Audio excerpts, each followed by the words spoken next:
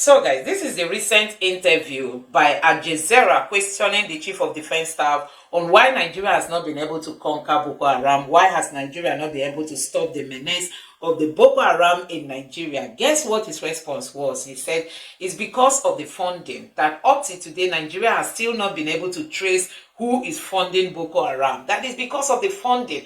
And since they don't have information on who is funding Boko Haram, then it is difficult to stop them. So guys, this was a very big embarrassment on a world stage like this. This is a world media platform. And the Chief of Defense Staff is telling the world that Nigeria cannot stop Boko Haram because they cannot trace the funding of Boko Haram. So guys, we all know that in this same country, the UAE gave Nigeria the list of those they discovered are sponsoring Boko Haram in the country. And during the Buhari's regime, we were told that they are going to investigate, they are going to, prosecute and all that. Till today, nobody was questioned. And now that Tinubu has taken over, they still didn't visit that list that was submitted to Nigeria by the UAE. And we've seen this Boko Haram regrouping themselves into ISWAP, into Lukarawa, into the bandits, causing terror in Nigeria, ending the lives of people, destroying properties, destroying schools, destroying churches, destroying mosques, destroying all kinds of things, costing Nigeria a lot of taxpayers' money in buying weapons and ammunition, in fighting them. And the Chief of Defense Staff is telling the world that Nigeria cannot trace who is funding Boko Haram, and that is why the menace of Boko Haram is not ending anytime soon. So guys, this was an embarrassment to the entire country. Having your Chief of Defense Staff telling you that they don't have intelligence on those sponsoring Boko Haram, and because of that, it is difficult for them to end this menace. This is coming at a time when Amnesty International accused the Nigerian military of being complacent of what is happening in the country in terms of security. I mean, this is also one of the questions that was thrown at the Chief of Defense Staff. So guys, a whole lot is happening in this country.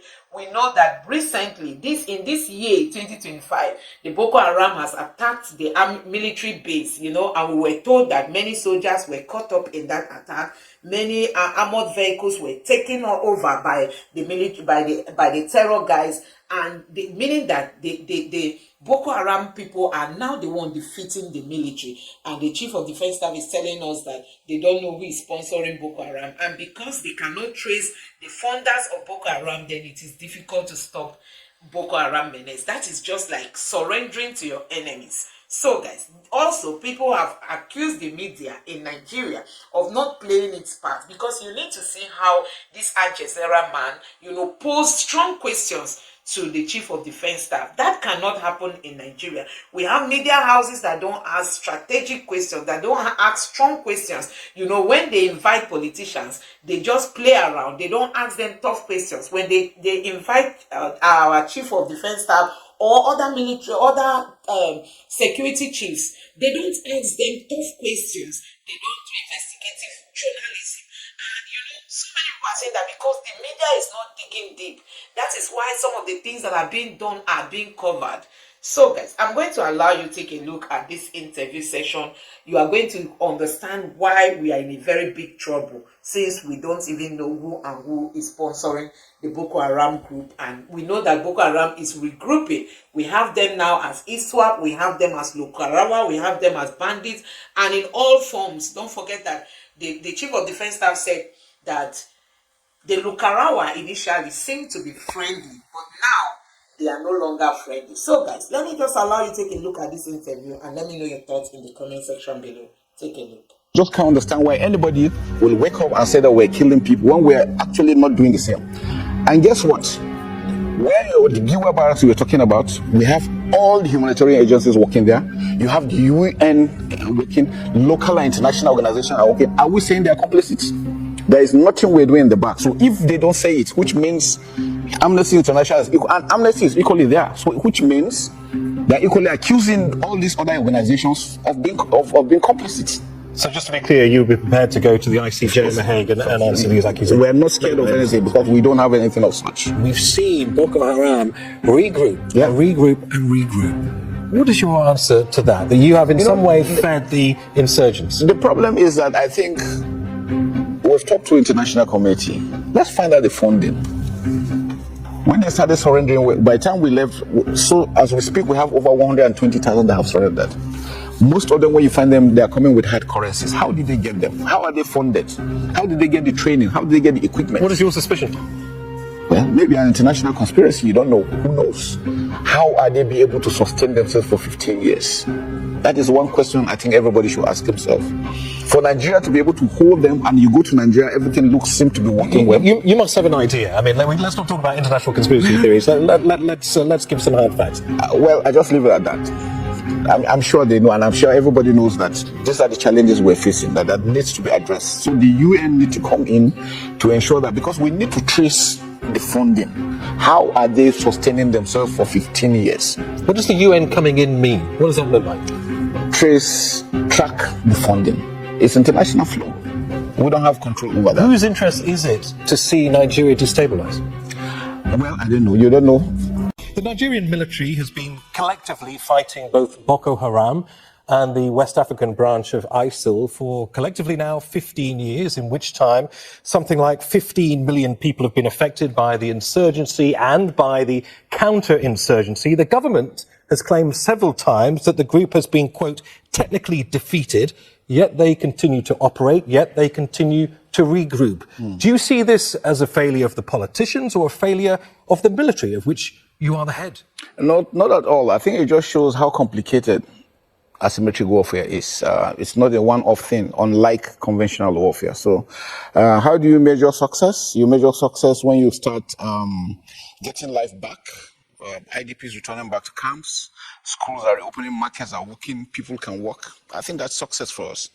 So it's work in progress. We're not where we are, but we're heading there, and we're sure that we're on the right track. How would you explain the current state of the counterinsurgency if you were to give us a situation report of where we are in terms of the direction of the fighting so far? Yeah, well, since inception, it's been in and out because of the challenges of asymmetric warfare. You know, the armed forces of Nigeria has always been a conventional armed forces. So fighting asymmetric came in as a surprise, as all armies. But we have woken up to the responsibilities, ensuring that asymmetric warfare needs all of society approach. It's not only military. It is having to do with the kinetic and the non-kinetic, working hand in hand to ensure that we succeed. And that's where we're going. So where we are now, we're a lot better than we used to be. Last year when we took over, this year, a lot of improvement. A lot of work still going on, and we'll continue to do that. You say you've woken up to the challenges, woken up, but it's taken 15 years to wake up. Why so long? Like I said, asymmetric warfare is the difficult kind of warfare. I think our advice to any country, don't allow it to start. It's difficult to eradicate. Because you're dealing with people that have a sense of belonging, believing what they're doing is right, ideology. You don't see it on their foreheads. You don't know who they are. And they're just like normal human beings. And because you have to respect human rights, you have to take up the laws of war, it makes it a bit more difficult because identifying who the enemy is unlike the conventional type. You see him, you know, he's wearing a kind of, these ones are not. And they are your own people from within. We've been in Liberia, we've been in Sierra Leone, we've fought other countries, we've restored peace. And so it's always a surprise that we're still having it, but it shows you the difficulty. Most times when we have issues, when to strike, they are embedded with civilians. So we have to call off the strike. I want to ask you about that because you say what's made this challenging is that you have to stick to the laws of war. I want to question you on some of the ways in which this counterinsurgency has been fought, including accusations made by Human Rights Watch that says the Nigerian Air Force carried out what they describe as erroneous airstrikes on targets in Kaduna State, that's in the north of Nigeria, this September, killing 24 people, injuring many more. It follows what they say is an apparent catalogue of mishaps that have killed hundreds of civilians since 2017, including a strike on a religious celebration in Kaduna State that killed 85. Firstly, how do you explain these allegations of what appear, at least to Human Rights Watch, to be devastating failures on behalf of the Air Force? Well, I know that we all understand that we're human beings. We're bound to make mistakes, and they're just professional mistakes. Some things are beyond your control. We don't control the weather. We don't control the atmosphere. So even when you have it right, mistakes do come in. And when it happens, we take responsibilities and we make amends. fighting a warfare for over 15 years and making how many? Human lives are lost. We're really very sorry about that. But then the war goes on and we have to stop because if you look at it, we're not the only ones. Not blaming anyone, but any country that is fighting a prolonged war, there are bound to be mistakes, but they are never deliberate, and we'll take ownership and we'll take correction. So that's what we're doing. What about justice, accountability, compensation? All correct. We have standing court martials for people who have committed offences, and then we make amends for the communities. Like the Tudunbiri community that had issues, the government stepped in. A lot of incentives have been put in place. Measures have been put in place. We have also enhanced our training. We have suspended the commanders that were on ground. We've taken them responsibility for what they have done, and so the work is ongoing. Are all operational protocols being fulfilled? Nigerian Armed Forces is a professional armed forces. We can attest to that everywhere we went to. We've done so well in other countries. We're doing the same thing in Nigeria. You've described what sounds almost like something resembling a purge of inadequate elements within the Nigerian armed forces. Has a purge gone? Has a purge been underway in recent years? Not purge per se. What we do is that whoever commits an offense faces the law, is being prosecuted. He will be investigated if found culpable. He faces the law. We have standing court martials in all our divisions. You do well, you are rewarded, and then you do badly, you face the law. So you're losing people, but what about recruitment? Are people attracted to the Nigerian armed forces? Are you able to fill battalions and ranks of soldiers? Yes, we're doing. Presently, as we speak, I was at Depot Nigerian Army where we train recruits. We just graduated about 5,800. For the officers corps at the Nigerian Defense Academy, we just graduated almost 800 officers, young officers, back into the system. So it's ongoing. And yearly we have people going on retirement when it's their time to leave. So the armed forces is working well. We continue. Where we have a lot of challenges because we don't produce the equipment that we use. And sometimes it's been a bit difficult getting equipment, even when we have the money. We'll talk about procurement in a minute, but I'm curious about something that you said a little bit earlier in our interview, that amongst many of the challenges are the fact that the enemy is embedded within communities. Correct. And they look like us, which leads to all sorts of complications when it comes to successfully mounting this counterinsurgency. Yeah.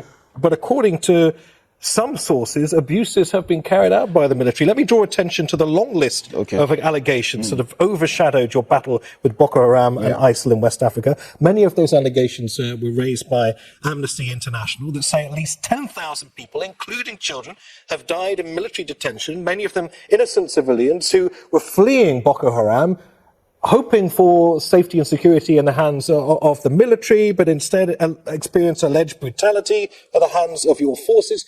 Did your military abuse Boko Haram survivors? Not at all. It's not in our character. We don't do such. It's not in our DNA to do such a thing. And, I've had this allegation severally. Just a reminder, I was a theater commander in Northeast. I left there January 2023. There was this allegation by Reuters that on abortions. Initially, they said 13,000. Later on, they said 10,000. And I requested, then the Chief of Defense Staff, General Irabo, I requested that we invite Human Rights Committee to set up an independent investigating committee to investigate that allegation because we're tired of these allegations. I mean, they come in, and the funny thing is that they always come in when we are succeeding. So the question is why? What is the intent? So he got to Human Rights. An investigative team was commissioned. I testified with so many other officers. They were given unfettered freedom to go around. They investigated for 1 year, 6 months. I think just last month, they released the report. And guess what? Nothing of such, because we told them that whatever allegation anybody is saying about abortion, it's not us. Maybe it's another country they're thinking of, but not Nigeria.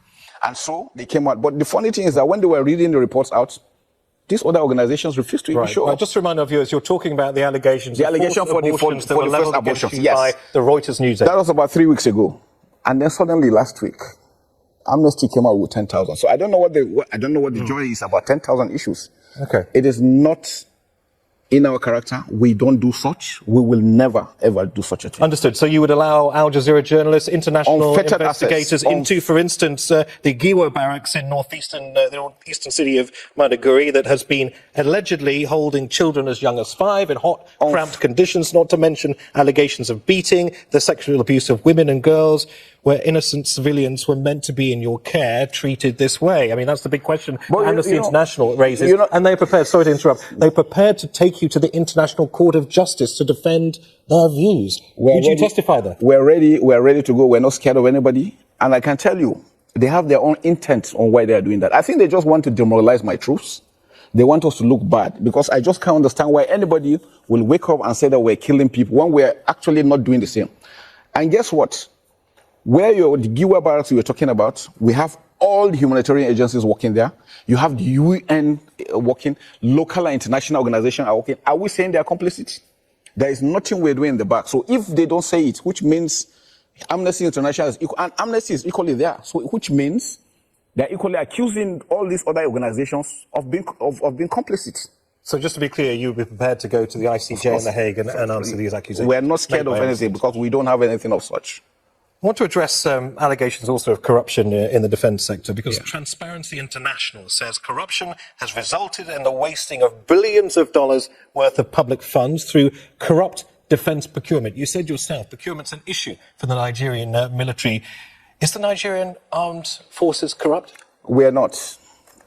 We're just a few good guys trying to do some job, but seems some people are just hell-bent on making sure that we don't succeed.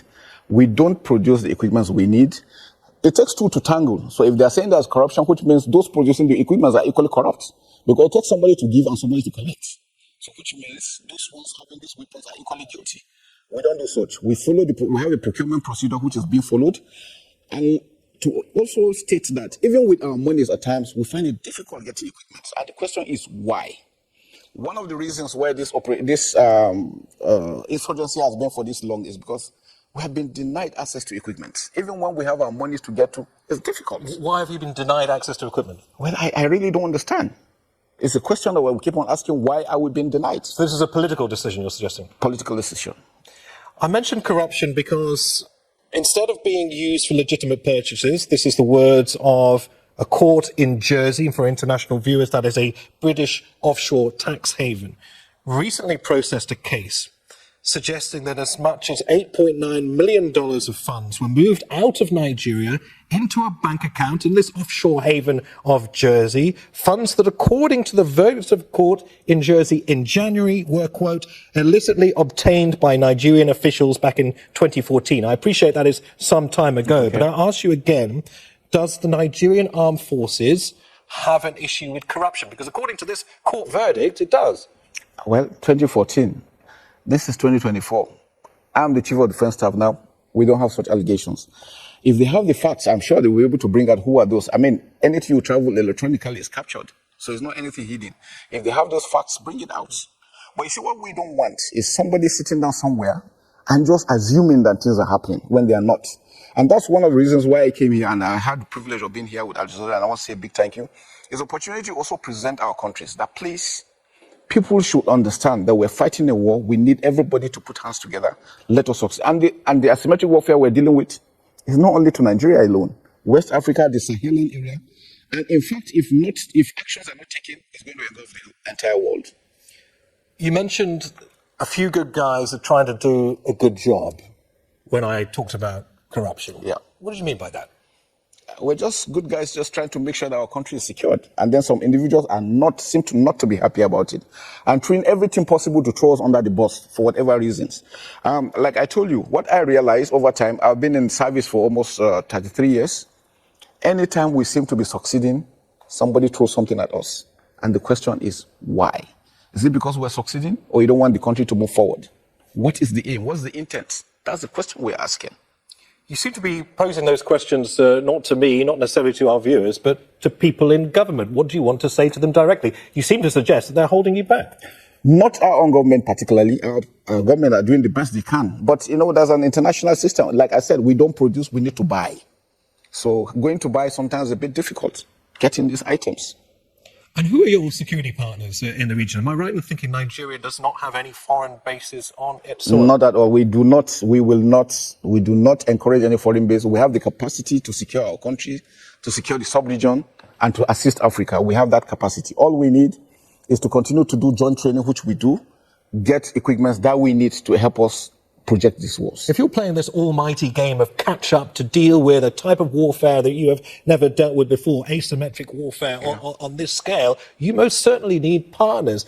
Given the wave of coups that we've seen across the Sahel region, military juntas being established, the influence of Russian forces, particularly Wagner mercenaries in these countries growing by the minute, who are your allies to shoulder support in the region? Well, for now, Nigeria is standing on its own. And you know, Nigeria is a non-aligned country, which means we have freedom to operate with any other region, any other bloc together. And what we are doing is that we're still conducting this for training. For training purposes, we have our officers and soldiers trained in all over the countries. All our friendly partners, we are together with them, we're working. All we're saying is that we don't need anybody, any boots on ground. We'll continue with our joint training, we'll continue with our joint courses. All we need is ability to get these equipments that we'll be able to, and I will show you that we can secure our own area. Why are you so resistant to boots on the ground from friendly nations? Because it creates more problems. In what way? In what way? I mean, you imagine you bring country X into your country. The next thing is, you know, most of the other terrorists will also want to come because they have grounds against them. We don't want Nigeria or Africa or West Africa to be turned into a proxy war. Because that's what will be the next thing. Once you allow one comes in, the other one goes the other way. And before you know it, there's conflict. We want West Africa to be peaceful. What about international forces outside West Africa, outside Africa? Nobody. We're good to go. We're good to go. All we're doing is, as we speak, we still have our troops maintaining peace within Africa on United Nations mission. We still have them. General, are we going to be sitting here in 15 years' time having the same conversation? Not at all. Not at all. Our wish is in the next possible 2 years, we should be done with. We're heading there. What does success look like for you when it comes to the fight against ISIL in West Africa and Boko Haram? Success, well, in life, you know, there is never a situation where you have peace 100%. Nowhere. It doesn't happen. Not in any country. But what we see for us, success is when Nigerians can sleep peacefully, can go to work, children can go to school, hospitals will operate, markets will operate back to how Nigeria used to be. In the time that we have left, I'd like to talk about some of the concerns about regional security. I mentioned already these multiple coups we've seen all the way from the Atlantic on the west coast, all the way to the Red Sea on the east coast. How do you explain that, and what security implications does that have for you and your army? It's concerning for us that we're having those that have taken over unconstitutionally. In Nigeria, you know, we've had our own history of coups, and that's passed. Nigeria presently, nobody's interested in coups. Democracy, we thrive better in a democratic environment, and that's what we continue to do. So we will be there to protect democracy. For the countries that have carried out coups, we're still discussing with them. Just recently, we finished the African military games. Mali, Burkina Faso attended. Libya was there. Niger, Chad couldn't attend, but they gave us intention they wanted to come. And we're working together militarily because we know the challenges we're facing need all of us working together because the enemy does not respect borders. So that's why it's important, it's critical. But for coups, we try to encourage them to return back to democracy. You know, the issue we had with Niger, people thought it was Nigeria against Niger. Nigeria doesn't have any issue with Niger. We share a border of 1,500 kilometers, 7 Nigerian states. We have cultural, religious affinities together with them, so we cannot afford to be enemies. How committed is Niger to your north in sharing the fight against Boko Haram? No, they're very committed because they equally know that we need to, together we are stronger. If you are alone, you will be exposed. This is even in the wake of a substantial amount of Russian mercenary influence in the country. You trust the reliable partners? I've been to Niger. I recently visited Niger, met the chief of defense staff. I didn't see any Russian there. But I was there because we know that it's important that for us to continue to work together, which is very, very critical. But like I tell you, we will not allow any nation to have a base in Nigeria. I suppose if economic and political unity in any way starts to dissolve in West Africa, it creates all sorts of security and military concerns as well. Given that many of these nations that we've talked about that have experienced these coups have now left the regional bloc ECOWAS, the Economic Community of West African States, what does that mean for military cooperation in West Africa, given that there isn't that safety net, that framework of ECOWAS? Yeah, like I said, they all know and they understand that even if they are pulling out from the multinational joint task force, they still need to have the bilateral agreements between them and Nigeria. Because one, we share land, our land area is almost 923 square kilometers. We share borders with almost 4 or 5 countries together. We know that we need to be together to stand strong. We're also working with them on them returning back to ECOWAS, returning back to the multinational joint task force, because the multinational joint task force is a success story. Among all other operations, this seems to be working. So we need to really leverage on that, and we don't want them to go, we want them to come back. We've seen also the quite rapid departure of, I guess, the old colonial powers, particularly France and certain parts of West Africa. I wonder what that means to you. Do you see that as an inevitable journey for many countries that, of course, have spent years under the colonial yoke? Is this an inevitable direction of travel, and what does it mean to you? Well, to me, it's concerning in that we don't know what will happen next. But the truth about it is that they are francophone countries, and they've always been with France. So for me, if country A has a problem with B, country B has a problem with B, then there's something wrong that needs to be addressed. So they're taking their own decisions. I think they are sovereign enough to decide what they want. But for Nigeria, we remain strong. We remain committed to ensuring that there's peace in West Africa. Very recently, Joe Biden, the outgoing US president, made one of his only trips to the African continent, I think the first time in sub-Saharan Africa. Donald Trump, probably the most least traveled of US presidents when he was president. Unlikely he'll change this time around. I just wonder, given the magnetic pull, given the influence that America continues to have across the world, what a Trump presidency means to you.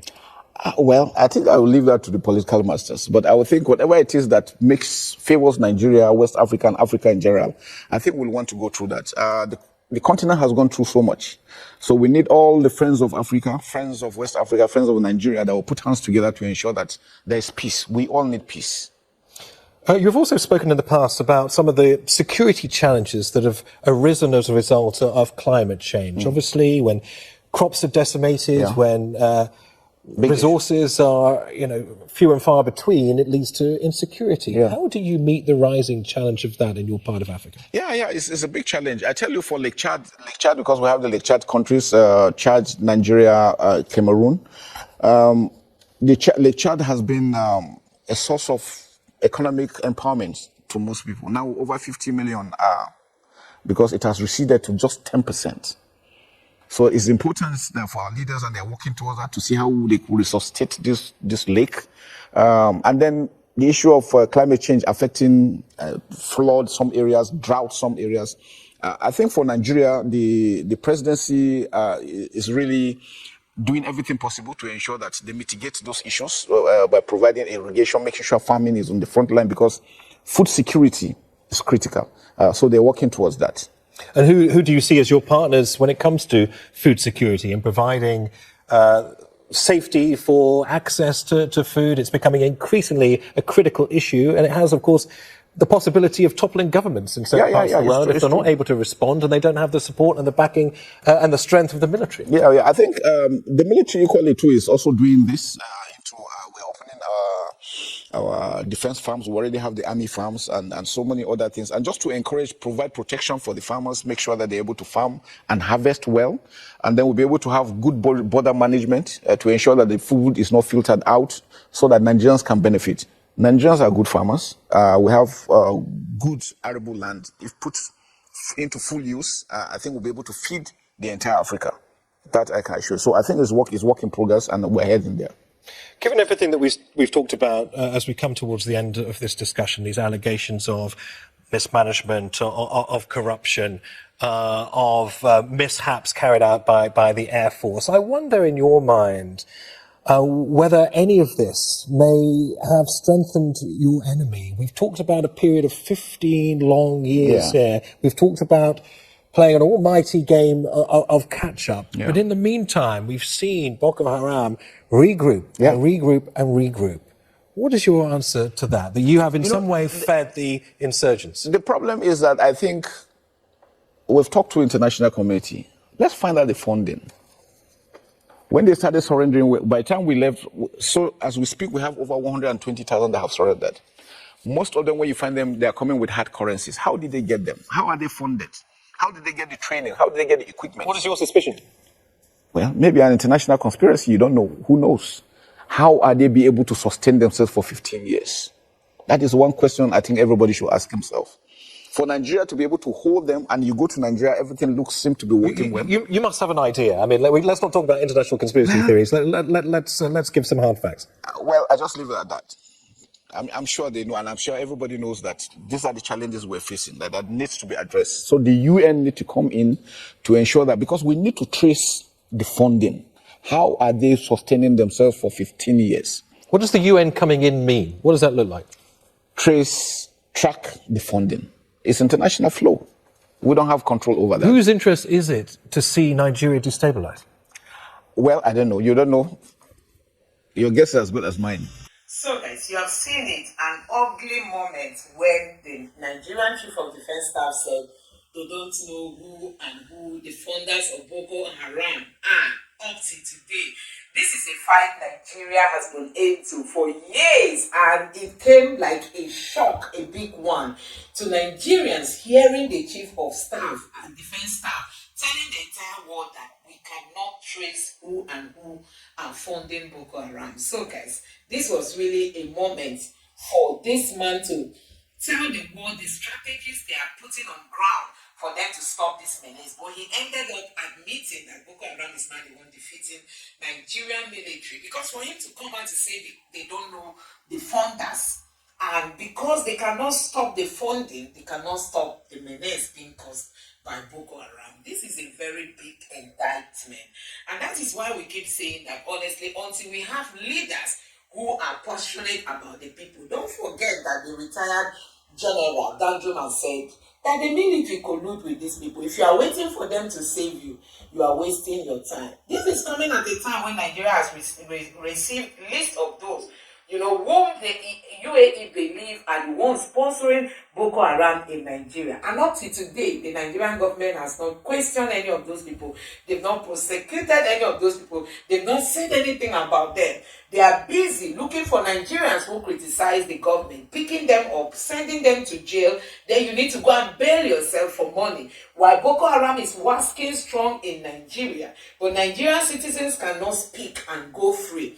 The IGP of police said if you are caught abusing the government officials, that you will be picked up, you will be jailed, and that is what they've been doing. So guys, this is a very big embarrassment for the country, for us to come out and admit that we don't know who is funding Boko Haram. So what happened to our intelligence? What happened to the DSS department that is responsible for intelligence? What happened to the military in Nigeria? What does it mean they don't have intelligence? Does it mean that this fight, Nigeria has finally surrendered to the Boko Haram fighters? How come that the Chief of Defence Staff went out to say that Nigeria cannot defeat Boko Haram because of the funding, that the funding is international? And because it's international, it is difficult to be traced, it is difficult to be tracked, and it means that Boko Haram will keep on flourishing in Nigeria since we cannot stop them. So guys, this is very, very shocking. This is also coming at a time when the media houses are being criticized for not asking these defense chiefs questions. They don't throw hard questions at them. They don't ask them questions that Nigerians are yearning for responses. I mean, some of these politicians, when they go to these media houses, everything is painted for them to answer just light questions, when the media actually knows where is pinching the Nigerian people. But they will hardly ask these politicians questions, or even these military chiefs. They don't ask them questions. We only hear that Boko Haram has attacked there, they've attacked the other side, and The next thing you will hear is that the Boko Haram members have been granted, repentant Boko Haram members have been granted amnesty, they've been granted forgiveness. They are going to be rehabilitated and be given money and be given skills and all that. These are the same people that once they leave, they will go back to the bushes. Some of them will be recruited back to the military like we've been told. So you can see that the strategy being used by Nigerian military is not clear to Nigerians. What they are doing is not clear to Nigerians. This is the same Boko Haram that has destroyed schools, destroyed lives, destroyed churches, destroyed mosques, interrupted businesses, disrupt government activities in this country. And you as a Nigerian, when you travel out, you know what it means telling somebody abroad that you are a Nigerian. They look at you as if you are a terror member. They look at you as if you are in the Boko Haram group. They look at you as, once you are coming from Nigeria, it means you've got something to do with terrorism.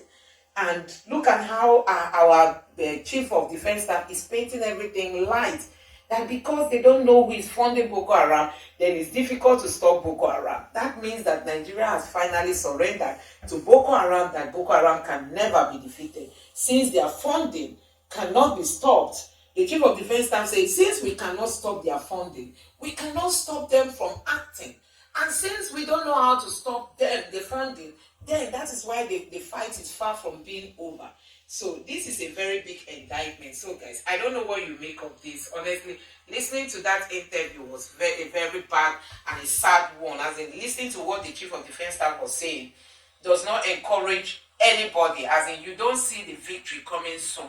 Let me know what you think about this in the comment section below. Please don't forget to subscribe to the channel. Turn on the notification bell. Please give this video a like so that YouTube can recommend it to others. And drop your thoughts in the comment section below. Thank you.